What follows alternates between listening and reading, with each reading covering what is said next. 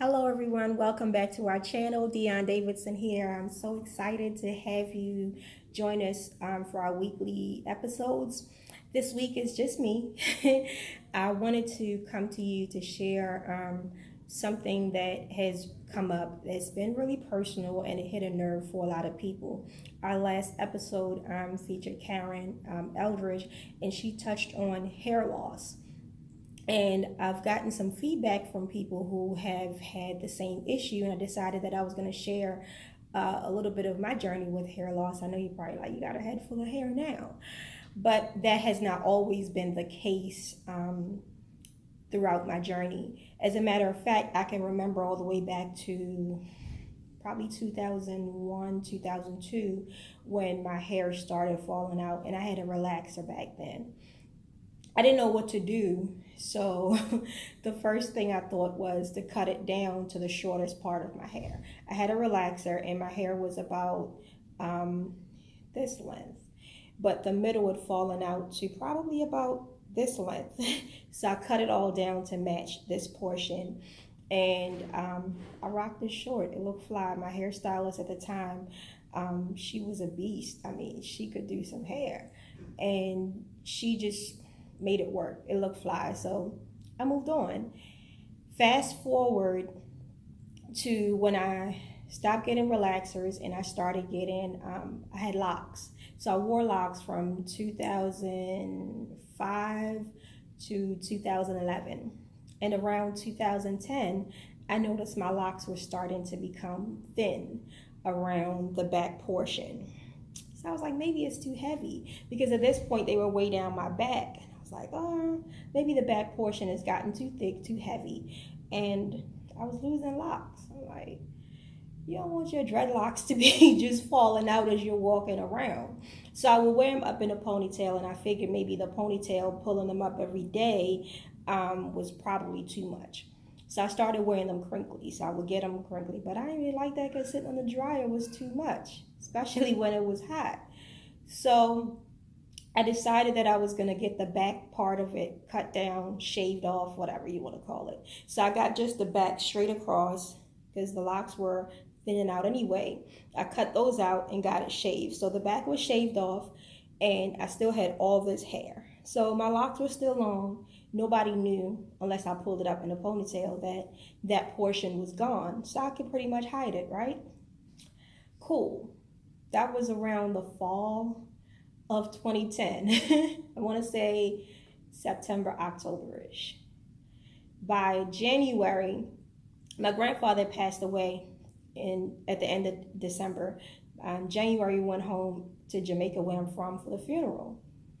And if you know anything about Jamaicans, they're a little direct. I'm not one of them per se. And by this point, around my edges were starting to go. So I had all this long locks, but my sides were probably the length of my hair now. And if you could see the length of my hair. So I had family members who would say stuff like, won't you just start new locks on the sides?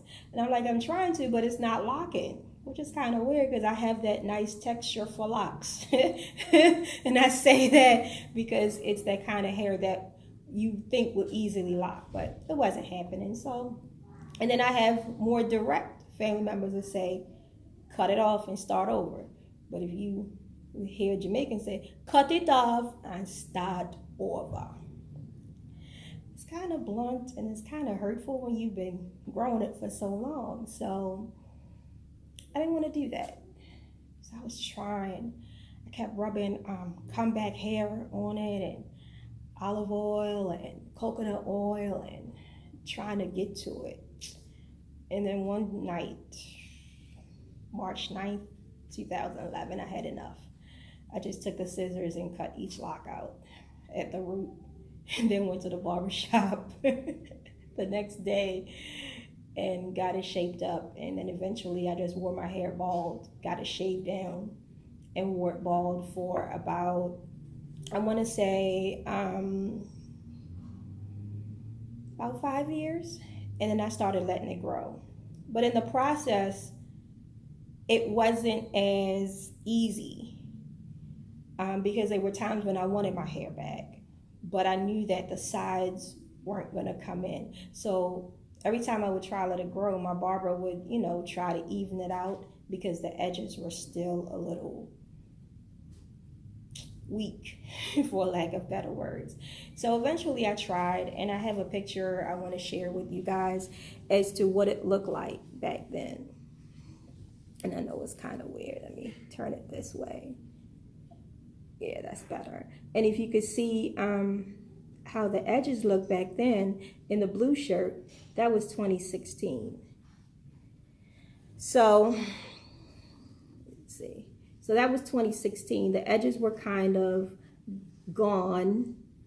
And same thing in the top black shirt. And then in 2018 now, the edges were starting to fall out again. So I had to go back to what I did before, which is making sure that I treat my hair. So a lot of times people ask, what did I do? It wasn't one thing in particular that I did. Hot oil treatment worked for me. I use hair mayonnaise and let that sit for a good while with a cap on. Let that steam real good. I did go back to the comeback hair, and I mixed it with a little olive oil, extra virgin olive oil, and a little bit of coconut oil, and just massage that in. You could do that twice a day, once a day, depends. But more importantly, you have to consult with your doctor, because some people have drastic hair loss where they need to have maybe like a steroid injection. So when I read up on it, before I did anything, when I started letting my hair grow in 2016, it basically said if I had bald spots, that the chances of it growing back were probably going to be slim. And since I noticed that there were still spots of hair, it wasn't completely bald, I figured I had a chance. So I tried it. I didn't go to the doctor. I spoke to my primary care. I didn't go to like a hair loss specialist, I should say. And when I started trying all these different homemade remedies and I started seeing progress, I figured there was no point of going to see a specialist for hair loss at that point, because it started working. So I wouldn't say to anyone who's having hair loss to give up, because you don't know exactly what's causing the hair loss. It could be lupus. It could be your medication. And one thing I can say, when lupus was very active in my blood, my hair didn't grow. So if lupus is active in your blood and you're on medication for that, that can also prevent your hair from growing. But once lupus was under control, certain things started thriving, including my hair. So that's something to take into consideration too. Don't give up. Don't even throw in a towel on your hair, because I understand even my eyebrows. I forgot to mention that. So my eyebrows would have a lot of spaces in between them, and that would make anybody feel insecure, because people see your eyebrows and look like you really got your eyebrows done that way, and I didn't. And I'm not someone who wears makeup. The most I put on is lip gloss and lipstick. I don't know how to do any of that eye stuff.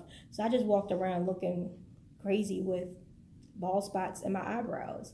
As far as hair loss, I didn't even have to shave my legs because the hair didn't grow. That's a plus.